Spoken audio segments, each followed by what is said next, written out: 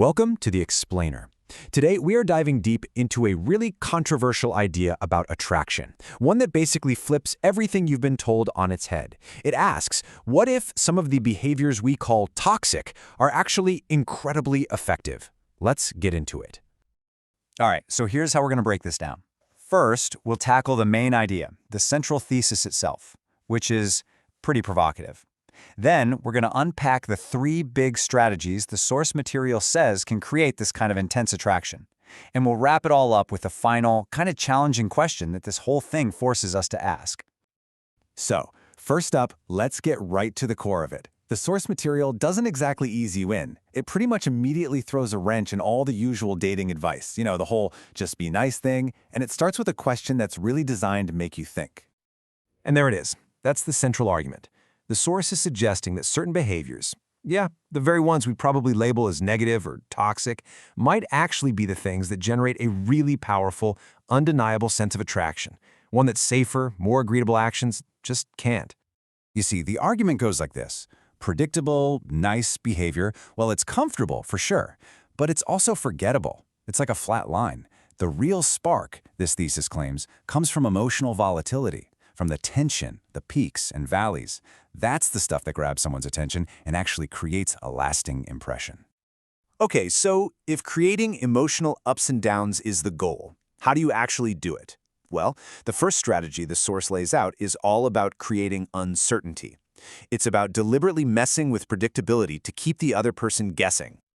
Think of this as a whole toolkit of tactics with one main purpose, to make you a complete puzzle.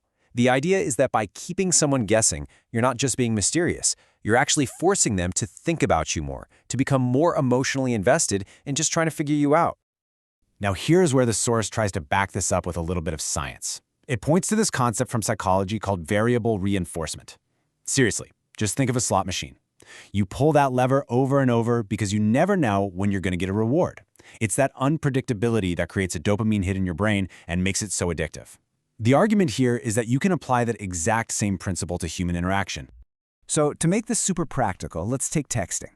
According to this logic, waiting a few hours to text back isn't just about playing games. It's framed as a way to create scarcity.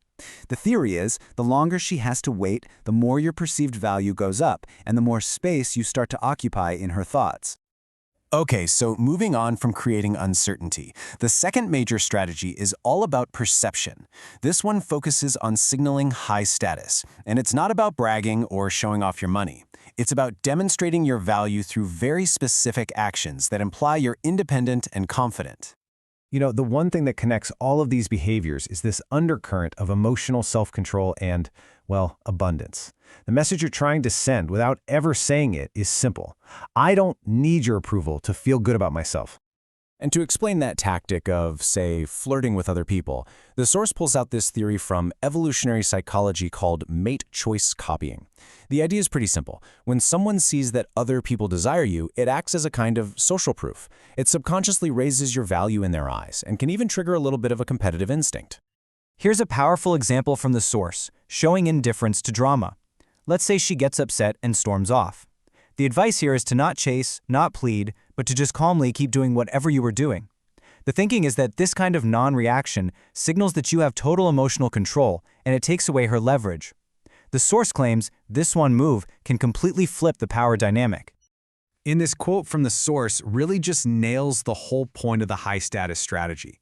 The argument is that your true value isn't based on getting her approval. It's demonstrated by your genuine freedom and willingness to walk away if you have to. So you've created some uncertainty, you've signaled high status. What's next? Well, the final strategy is about taking those more passive qualities and turning them into active ones. This is what the source calls controlling the frame. It's all about you leading the interaction, you setting the tone, you making your reality the dominant one. Okay, so these tactics are definitely more assertive. They're designed to completely break that typical script where the guy is basically trying to win the girl's approval. The goal here is to flip that around entirely and position him as the prize that needs to be won over. So let's look at the very first behavior mentioned, teasing instead of complimenting. The source draws a really sharp line here. Compliments create comfort, which it says is nice, but forgettable. Teasing, on the other hand, creates a spark. It positions you not as a fan, but as a challenge, and that creates an emotional tension that sticks. And here's a pretty direct example they give of this play fighting.